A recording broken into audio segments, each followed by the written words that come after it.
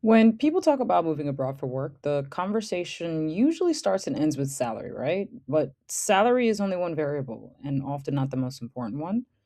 This episode is about the career math behind an international move, what actually resets, what carries over, and what kind of trade offs you're actually making when you make a change mid career.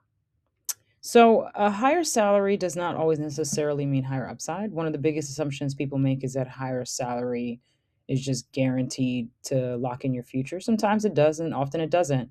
A higher number on paper can often mean slower growth, fewer exits, or less flexibility than what you're used to, especially if you're coming from the US.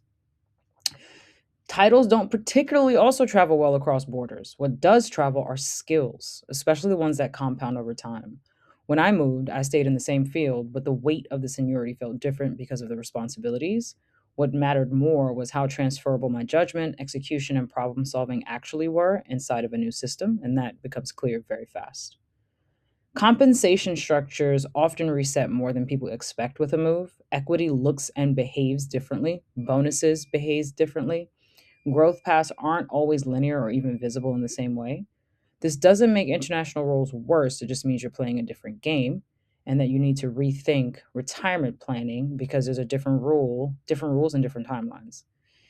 Almost every international career move involves a trade-off between speed and durability. You might gain stability and predictability but lose velocity due to the shift, or gain perspective and longevity but give up rapid acceleration. Neither choice is wrong, but they lead to very different outcomes if you're not honest about what you're trying to optimize for right now. It's critical to get to the bottom of this during your move process, and you also need to really understand what game are you actually playing. Career moves abroad don't fail because people miscalculate numbers.